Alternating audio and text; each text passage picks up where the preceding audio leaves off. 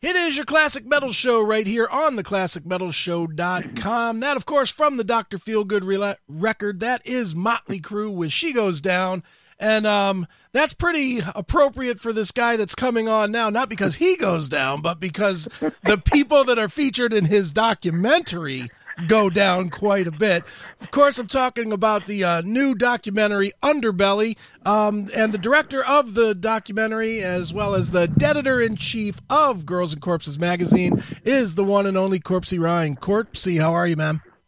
Yeah, I'm great. Thank you for clarifying about going down. I really appreciate the asterisk to explain that. But yes, Underbelly has a lot of going down. At least a lot of talking about it, because I wanted to be clear that we're a documentary, we're not a porn. So right. We're covering that world. Not that I would watch it with your grandkids, because right. It's pretty rough what they're talking about. But it's a lot of fun to hear about these girls that enjoy what they do, as opposed to the stories we're always hearing about how the tragedy stories of drugs and alcohol, which do exist, obviously. Sure. But also exists in the regular world as well. Absolutely. Well, dude, I have to tell you, I first got a digital copy of this from Bob, now Bandian, quite a while ago. You know, because he knew I'm a big porn guy. I love porn, and I make no bones about it. I love it. There's not a website that I don't have bookmarked that has porn on it. I'm a porn guy. I make no bones about it, even on the show. Do a lot of jerking off to a lot of porn, man. I'm all about it. And the thing is, as a viewer of porn, you really, there are certain starlets, I guess, that get to be a big name, throughout history.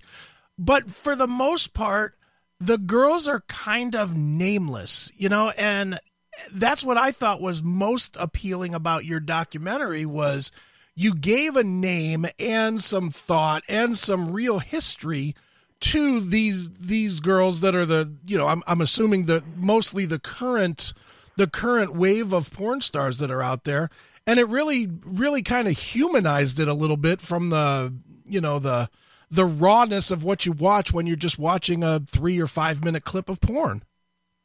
Yeah, I mean, what I kind of found is that I befriended quite a few female adult stars, even though I have some male stars that I know as well. But with Girls and Corpses magazine, it was always about the extreme of life, and certainly porn is an extreme part of life. So I started interviewing the girls, and I became friends with them, and some very close friends. Sure. Tara Patrick is Sure. one of my best friends. Jillian Jansen's a very close friend of mine, and I have a great story if you want to hear it, but Sure. Bonnie Rotten I discovered. So, yeah, nice. and that's a whole nother crazy story. So what I found is these girls have an interesting dichotomy. Some of them, everyone wants to say, oh, they're just these dumb girls that do this. And I'm not saying there aren't some, but a lot of them are extremely bright. They have great lives. They're really funny. They're very bright, and I enjoy hanging with them and taking them to events. And they, they're performers. When they, just like any actor, they get the camera rolls, they go to work. Sure. Do you think that they truly, I noticed especially from your documentary, I noticed that a lot of them say kind of the same thing that every stripper says to you in a strip club when you start talking to them. Well, I'm only doing this to whatever it would be, to get my degree, to get money, to go to the next step. Do you think that a lot of them truly believe that, or do you think that that's almost become cliche to say that, and that's what they say? Well, once again, just like in life, there's different reasons that people get into the business. I mean, money is a huge thing. And Sure. When you think of what these women can make, and usually I would say average first year for girls in the porn business, when they're just they make it in, they start making the rounds, they make about $200,000 their first year. It could be a little less, it could be a little more, but you compare that to standing all day on your feet at Walmart, right, or wherever else. These are legit careers, but what's changed and what made Underbelly a little different is that we were covering the crossover between the traditional filmed porn and back in the loops and everything, but film porn, and now camming. camming changed the whole world because now women and mothers and whatever, they can stay home all day and make really decent money at home without having to leave the house and deal with customers and things like this. So it's legit. And as I said, once again, like Tara Patrick, who was one of the, she was the Jenna Jameson era, she made a fortune doing it. Sure. Now that's a little different, than today, but these girls, they make a living. We really shouldn't shame them. This is what they do. And it's a performance, guys, the best ones, they're performing for men and women out there. But you'd be surprised. I know some girls who are better read than people that are, going to school and studying. Sure. There's some very bright girls that do this. No kidding, man. Well, you mentioned about the money, and the money is interesting to me because I'm going to make an assumption. You can tell me why it's wrong. I assume that porn has got to be very much on the downswing now, with so much of it being available for free and extended free. Not, you can go to xvideos.com and watch a 40-minute scene, where back in the old days, you might be able to find pictures or, 3 minutes of something somewhere. But the fact that there's so much of it that's free out there now, I guess I don't understand how there's still so much money in it. Well, just like, any business adjusting, music discs, becoming something else. And now, of course, now it's back to that. But the businesses will change based on commerce. So in the world right now, it went from these movies where they could sell them and make some money. And by the way, this is same with mainstream movies. Things are stolen so quickly that it becomes difficult. So the way that they do it, the way that they monetize it is they, figured out a way around it, which is with camming. There's two ways that women make money now. They become a name in porn through people stealing all this stuff and everything being free. So where do they make the money? Well, they feature dance. So they go around the country, and based on their fame from porn, that's how they make money. Right. And the other thing is it shifted into webcamming, because then it's direct payment. A girl goes there, she sits in front of a thing, in front of her home, her computer, spreads her legs, and starts making money. Right. And it's direct to her. Now, so, there's companies that, of course, are middlemen in this, but that's how they make immediate money, because everything else is stolen. And then that's stolen, of course, too. So, yeah, it's a weird, I always say, the porn business is like you put two markets next to each other. They both provide exactly the same food. One's free, and one you have to pay for. Sure. And that's the problem with the porn industry. Why would you ever pay for anything when, it's all free? There are some guys that follow this and want to have, own the DVDs and things like this, but the business got killed. Right. There's no doubt about it. When certain companies, which will remain nameless, what they did is they started stealing everything. They became so huge that they made enough money to buy all the other companies. I mean, that's literally what happened. Jeez. So the porn business changed. So that's really what's left. And by the way, it's not that much different from the rock business that you're in. How do people make money in the music business anymore? Yeah. Because you put out a song, it's stolen in 2 seconds, and it's out there already. So they tour. So picture it the same way. Guys touring in rock bands is the same as porn stars. Stormy Daniels right now is making a fortune feature dancing. Sure. She's not making movies. She's feature dancing. Right. So she goes to a club and guys throw money, and she'll make 10 to 20 grand a night easy. Maybe more than that, actually, at this point with her. Right. So it's that's how they make money. You mentioned Stormy Daniels. Does that help or hurt the industry that that you have a famous, now super famous porn star that basically fucked the president? Does that help the industry as a whole because it keeps the industry much more in people's face? Well, the thing about porn is that there's really no way to hurt it, because it's, sex it's a drug for people. It's sure. I always say that the way, whether you're religious or not, however they set up a vagina being something that a man is so compelled to, like heroin, okay, or a woman can be compelled towards it. Sure. So no matter what happens, they're going to want to see that. And by the way, that's kind of why Girls and Corpses, I crossed a little into the porn thing, because we don't have nudity in the magazine. Right. But I realized that industry, and when I first started Girls and Corpses, which was pushing 20 years ago, and porn was so big, I thought, well, this industry of pornography makes more than the music industry, the TV industry, the film industry, all put together. Right. It was making more money. So I figured, well, what if I could tap into that, do something so crazy that I could make a little percentage without nudity? And, of course, later on, Playboy decided to go non-nude. Right. So they, you know, I fought it by not doing nudity, because when you have dead bodies and you have, you know, naked girls and things in sexual situations, well, I could actually be arrested because of selling that across lines, necrophilia, things like that. Right. So, you know, that's how, you know, I started getting involved with the porn business. But it's, you know, it's a huge business, and nothing's going to really crush it. It'll keep changing as technology changes. And I think right now we're looking at the where you put on the goggles, the whole 3D situation. That's the big thing in porn right now. Right. That and robots and you know, not inflatable, but you know, rubber, very high level dolls. Right. What do you think of that? We talk about those endlessly on the show. You know, I can't wait till they open the brothel near me to go fuck a robot. I'm just going to be honest. I am going to, and maybe you can answer this, maybe you can't, but we talk at length about these robots. We really do. And the reason is because both myself and Neeley have pretty much given up on dating. We're both older. I'm 50. He's a little older than me. And we've both kind of given up on the dating thing because it's just such a pain in the ass.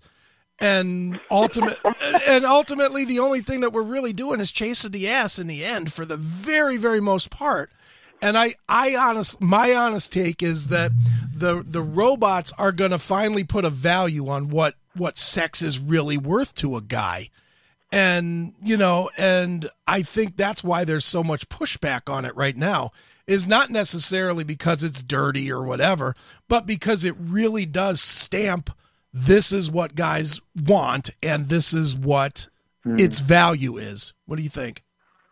Well, I think prostitutes are going to protest. I think there'll be big protest from the prostitution world.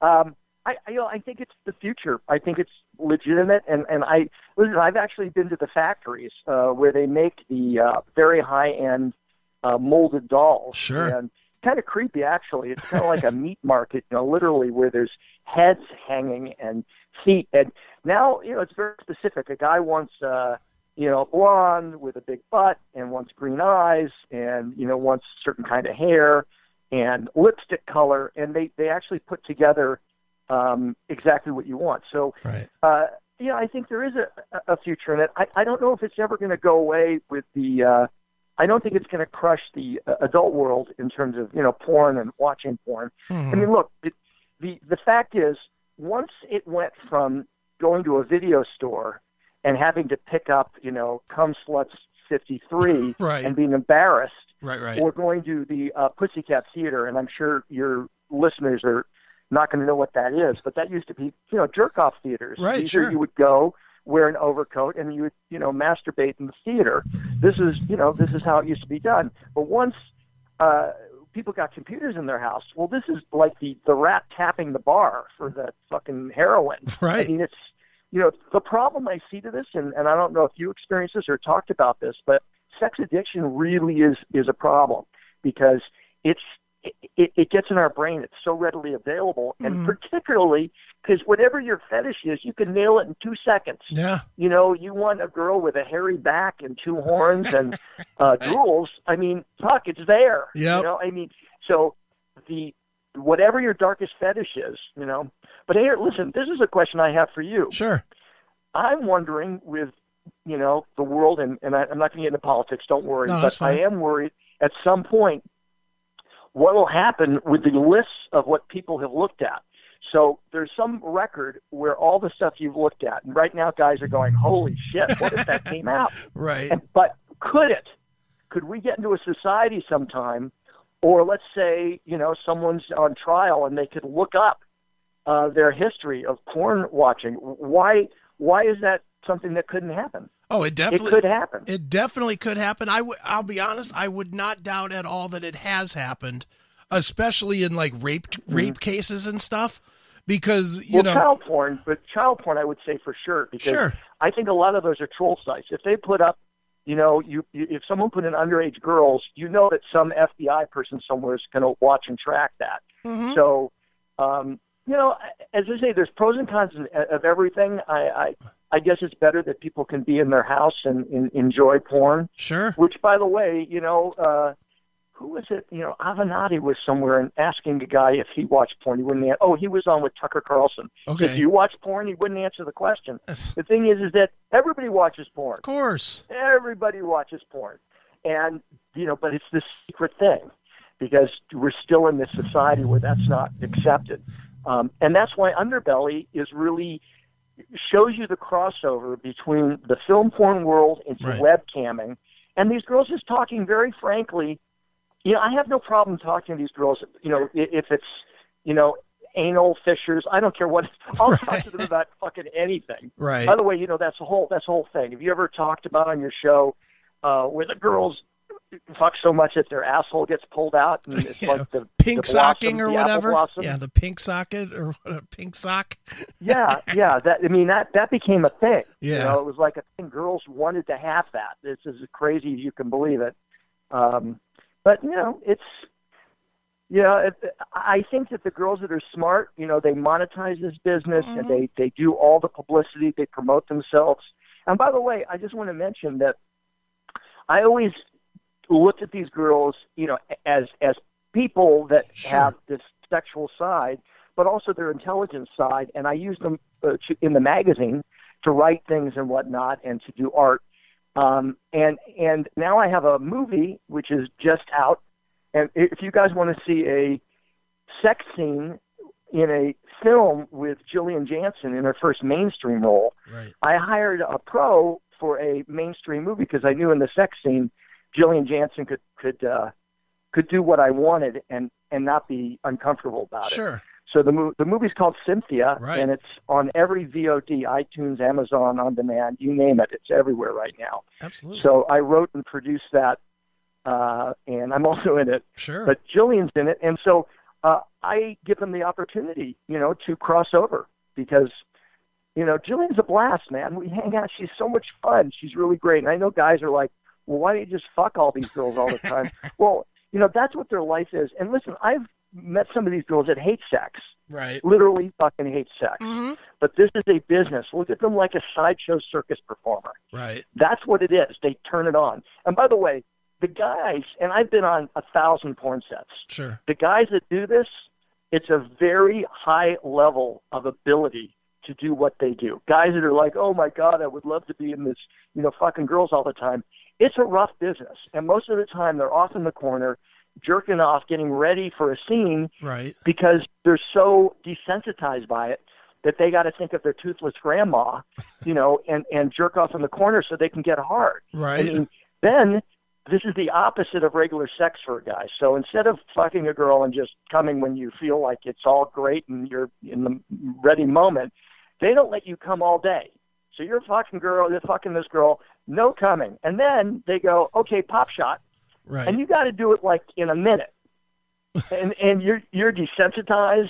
There's guys staring, and people aren't pleasant about it. They're like, Jesus, man, I got to get home to my kids. Fucking get it done. And I know women will be like, oh, Jesus, really? You know, they really get the guy. It's not a great business for guys. That's all I'm saying. They don't get, people don't talk to them on the set. It's the weirdest thing. I don't understand it. No. Is it, and I've never seen an actual porn shot, you know, is it truly a quote unquote, the dirty industry that it's portrayed as, or is that really just no. So that's just like a illusion from the old days, you know, the old Puritan theories of it coming forward? Well, there's all different kind of porn, just like there's all kinds of different movies. You know, there's high budget $200 million films and movies that are made for a couple $1,000. So there's a range. You know, when you're on set and there were movies being shot, you know, the crew comes in the morning and they get ready and prepare the light and the shot. And, you know, I mean, I've seen some weird things. I've seen where, you know, they've had two girls on top of a countertop in a kitchen in a 69 spanking each other with spatulas. They call lunch, and they serve lunch right there where they just were.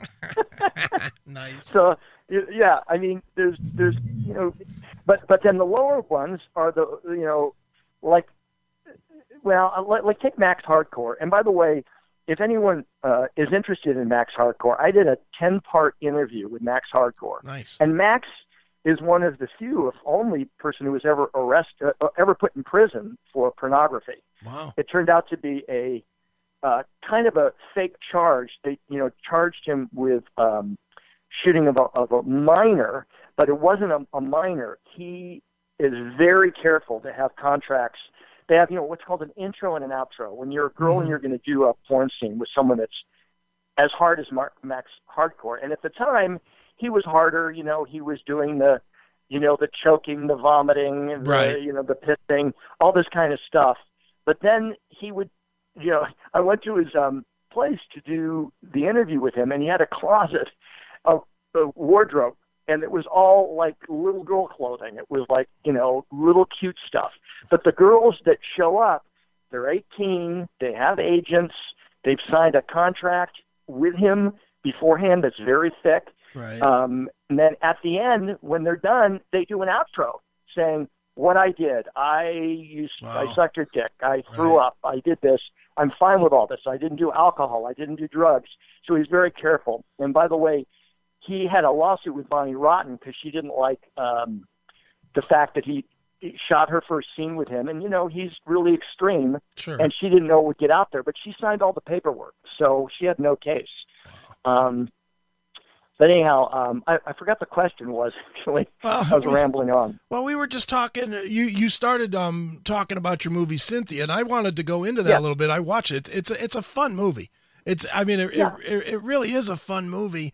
And you did what you mentioned with Jill is exactly what I've been saying forever with real movies. I don't understand why people, Hollywood, I guess. I mean, I guess I understand it. It's the whole NC-17X rating, I guess. But it just seems like at this point in time where we are as a society now, the time has probably come to actually have real sex scenes in $150 million movies, in a Martin Scorsese movie or something, because it just, they almost take you out of the mood now when you're watching a movie and then there's a sex scene and the sex scene is just all pulled back and, the girl's wearing a top and she's got the covers over her ass and all that shit. When you're in the midst of a really focused movie and then you get taken out of it by that, it's like, dude, what are you doing? You're wasting the depth of your audience. And I honestly, I love what you did with the Cynthia movie because it was real. Well, I wanted a pro. I could have hired an actress for that role who would have been great at the acting, but when it came to the sex, she would have been, and sometimes girls will say, yeah, okay, I'll do topless. And then you get on set and they went, I didn't say that. I think you misunderstood, or they won't do it. Right. I wanted someone that could, it could be on. But, it's interesting what you were saying about porn and movies. The difference is insertion. So you can have a sex scene in a movie, but once you do a close-up of a dick going into a pussy in a close-up, right, what happens is that your mind goes purient. It goes to a different place in your brain, and you start being aroused in a different way that may take you out of the movie. So the question is, do we want to see penetration? I mean, everyone's going, yes, do penetration.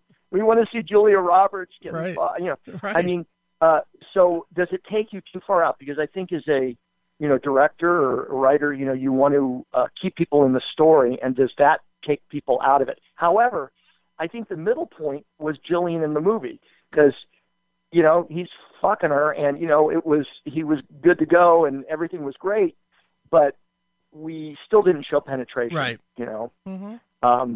And, the other thing about Cynthia is because I did Girls and Corpses, everybody was expecting I would do a movie with a lot of, boobs and girls running around and right. dead bodies, and they were all expecting that. So I didn't do that.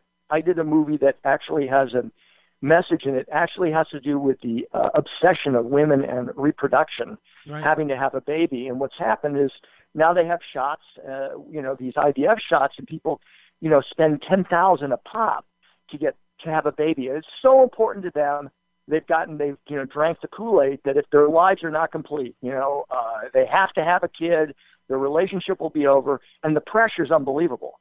So literally having sex, if anyone out there, and I know you're fans, if they have kids, if you're trying to procreate, it's not really fucking. I mean, if you're not getting pregnant, if it's easy, no problem. But if you're having problems, it's at a set time, and the girl has to be in a certain position, and everything has to be done a certain way, and it's very unsexy. So CYNTHIA is really about that world and what happens when you start, doing all these medicines, and they're shipping it from China and whatnot. So it's about something. Yeah. But I love working, as I said, I have many friends, and I hang with them, and they're fun. These are also, a lot of these girls, they're kind of a certain type of out there, experimental, living life to the fullest edge, having a great time. So they listen, they fly them around the world. They're going to Australia and Tahiti. I mean, it's not bad, making good money. So, I don't know. I don't put down the industry. I really don't. Yeah, well, and nor should you. And it drives me crazy. Again, like I was saying before, that we're in this age in 2018. It's not 1956 anymore. We know it exists out there. We've all seen it. We've all done our best to try and hold our iPhone while we're banging a chick. That's just the truth in this world today. That's where we are. And, anybody that tries to pretend that they're in this Puritan world, that this is a deep, dark secret, or prostitution is a deep, dark secret, is fooling themselves, man. It's just, it's crazy. And I'll be honest, I know it's still very much alive today, though, just by the fact that Bob had told me that originally, when you first were trying to find a distributor for Underbelly, that it was hard because people were judging it without even seeing it. Yeah, I mean, just to explain how this movie came about as well, is that for Girls and Corpses magazine, I've always done interviews. I'm very comfortable, hosting and doing shows and things. So I would go to AVN in Las Vegas and all these events because it was kind of that dark world. And I would interview these girls, and I was very comfortable doing it. I wasn't like, I'd ask them about anything. I just, and I knew there were a lot were friends. So for like 8 years, I went and filmed this stuff. And that's when I met Bob, who'd done the metal documentaries, Bob Nalbandian, the rock. Well, they're metal docs that were really great. And then he said, "Hey, you got all this footage. Let's put this together and edit it up." And that's really where it came from, just the experience of doing that. So, it's a world. I think this will become a great document, Underbelly, over time, because the business will change, and this will lock it into that moment where it was crossing over so heavily. And I'll give you an example of this. You used to go to a porn convention at AVN in Las Vegas, and there would be girls sitting there, and you would meet them, and they wear the shorts, looking cute, and they sign your autographs. Now you go to AVN, and all the girls are on their laptops, and they're not engaging with the people that are there. They're engaging with people on their laptop. So it's really weird. Like, you go up to meet a girl, and she's like, "Oh, just a minute," because she's making money. Right. So they're making money. Now, they used to never make money at AVN. They would just go there and promote their latest movie. Now they're making money there. Sure. And, a girl can go on vacation, take her laptop with her, go on the plane and flash herself, So that's how it is. It's monetized. And who's to say this isn't a great business for a lot of women? They're supporting their families, going through college, all that kind of stuff. Sure. So that's why I think these guys, the problem is when you talk about dating, are these girls, they're not just wanting to go out there and fuck everybody. Right. They're wanting to monetize this. And, now you go out on a date and the girl's like, "Well, shit, should I go out and get a steak dinner and he'll pay for dinner. I stay home, right, spread my legs, and I'll make $3,000. Right. So we're all staying home making money. Exactly, man. Well, dude, you have two excellent movies that are out there. Of course, we have Underbelly, which is a great documentary, and you also have Cynthia that's out there. And am I wrong in thinking that you also are involved with 31 by Rob Zombie's movie? Yeah. Yeah, I'm an executive producer on 31. I've known Rob Zombie going back to the very first print issue of Girls and Corpses magazine, right, where Sheridan Zombie was on the cover. Rob's really a great guy. He's once again a dichotomy. He's on stage and he's just such an extrovert performing, amazing. But in person, he's really shy and quiet. Mm-hmm. He's a very nice guy, and I owe him a lot because he got me to the first few cover performers that were on my magazine. So the first one was Sheridan Zombie. The second was Danielle Harris, who was the little girl in the clown outfit in Halloween, I think 4 and 5. Okay. Then I got to Scout Taylor Compton, who was in Rob Zombie's new Halloween movies, and I met Sid Haig. Okay. So Sid Haig's been on 3 covers of Girls and Corpses magazine and has done about a dozen events with me. He just signed with me recently in an event. Cool. So he became a very good friend of mine. And, also to mention this, so Sid Haig of The Devil's Rejects is in my movie Cynthia. Bill Moseley of The Devil's Rejects is in Cynthia. Scout Taylor Compton from Halloween is in Cynthia. I have a lot of iconic people in that movie. An actor, Robert Lasardo, who plays really badass guys. He's all tatted up. Sure. He's like this, gangbanger kind of looking guy. Lynn Laurie, who's been in a ton of movies. My buddy James Karen, who was in Poltergeist. Right. He's one of the lead guys in Return of the Living Dead, James Karen. So, I put a lot of these people that I met through the magazine and Rob Zombie into my movie. Sure.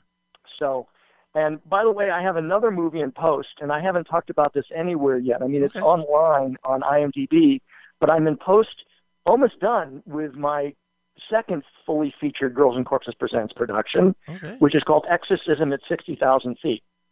And Lance Henriksen stars in that. Bai Ling, who's amazing. Adrienne Barbeau from The Fog and these horror movies. And once again, Bill Moseley is in it, who was in Cynthia. So, for the people that are, and I think you're in Ohio, correct? I am. Is that where you're at? Mm-hmm. So, this world out here is just like, is a community. Just like in Ohio, you have your community of friends. Mm-hmm. Once you get into this, in the horror community, sure, and you're friends with people like Sid and Bill, and, mm-hmm. they're the ones doing the big movies, and you want to get them in your film. Also, Lance Henriksen is in my Exorcism movie. I don't know if you know Lance was in Alien, mm-hmm. Terrific actor. So that's in post. I'm hoping to have it all cut by the end of the year, and hopefully we'll have that out next year. But Cynthia has been doing great, and it's on all of the, it's amazing. I'm listed, like out here on Demand, which is our local cable thing out here. It's listed like right next to Jurassic World and all these big, couple $100 million movies. I'm like, what the hell? So we got great placement. Lionsgate Digital picked it up, so Lionsgate's behind it, and also a company called Indican, which is really great. So, the dream was to make Girls and Corpses into a brand. Sure. And then to make movies and documentaries. By the way, speaking of documentaries, I have another one I'm working on. Sure. And I'll send you a link so your people can see it. But we've started it, so there's already a cut. But let me tell you what it is. It's pretty crazy. Well, in Las Vegas this year, they attempted to break the 500-person Japanese orgy with an American version with 1,000 people participating in the orgy. All right. And, to explain this, and your audience should go try to check this out. Sure. If you type in 500-person Japanese orgy, watch this thing. Is one of the craziest things you've ever seen. And there's a lot of crazy porn out there, obviously. But what makes this weird is it's not like one girl being gangbanged, and it's not like a free-for-all orgy. They stand in couples, and like synchronized swimming, they go through everybody doing the same thing at the same time. So they kiss for 2 minutes. He grabs her tits for 2 minutes. she blows him for 2 minutes. He goes down, and then they're all fucking. It's all at the same time. It's the craziest thing you've ever seen. So now, they were going to try to break this record as an American record and have 1,000 people in the orgy. Right. And there was an organization out here called Menage and Sin City 8. Okay. They were going to go to Las Vegas and break the record. So everything was set up. The hotel was there. Everything was going to happen. Everybody booked their tickets. Well, Stephen Colbert got a hold of the story, the comedian, late night, CBS. He outed the whole event by telling where the hotel was and making jokes about, all this kind of stuff. And it was very funny, but he kind of fucked up the event, right? To say the least. However, I was already scheduled to cover this event with my crew, sort of like an Underbelly, Okay. The next thing I was going to do was cover this. So I went to Vegas for 4 days with my crew and a photographer as well. And we covered this orgy as they go from place to place, trying to find another place. Because once this became a big story, right. The governor in Las Vegas started blocking all this. It was like a political year. They didn't want this as their image for Vegas. Right. And we kept getting kicked out of places. So that's the story that I have, and it's really fun. I interviewed the people. But what I learned is this polyamorous world, which I didn't really know about, and it's kind of fascinating. These are all swingers. Wow. So this is swinger people. So we eventually did film the orgy. Vice TV was interested for a while until Colbert outed it. They thought it was over. But for me, I thought that was even a better part of the story, was Las Vegas becoming more of a, what happens in Vegas doesn't happen in Vegas anymore kind of thing. Right, sure. So I think we wound up at the Green Door in Vegas. They were the ones that let us do it. We didn't break the record. I'll say that as a mystery about what happened. All right. But we were able to get a side area of the orgy with permission. Is people don't want to be filmed generally in an orgy like this because they're there without their spouses. They're there, their business. They may be corporate people, and they didn't want to.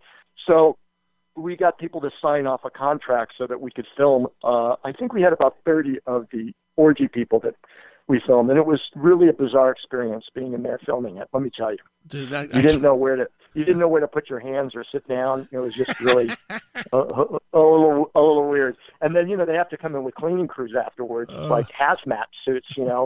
Stuff's been spraying all over. It's just a lot of sweat. It was fascinating, really. And I'll do more on orgies. I think that it's an interesting world, and really the swingers world is what interests me. How people will be married to one person, and then their ex they're still involved with, and then they have a girlfriend, and then the guys get together, and then the women get together, and they bring their neighbor. I mean, it's a world that, that we're going towards, it appears. Very interesting. No doubt. Dude, I might have to put you in touch with somebody about a potential idea. I own, in addition to this type of stuff, I own a giant pinball museum out in the Pittsburgh area. I love that stuff. Unbelievable. I'd love to see that. But about twice a year, I mean, this is where it ties in. About twice a year, I get calls from people that want to do BDSM parties on the pinball machines. It's a great idea, except they're glass, aren't they? Well, it is, but it allegedly it'll hold like 300 pounds. So I don't know. I just am like, I don't know how you come up with that idea, but it's like, and I've had the place for 4 years. I've had 8 to 10 calls on it.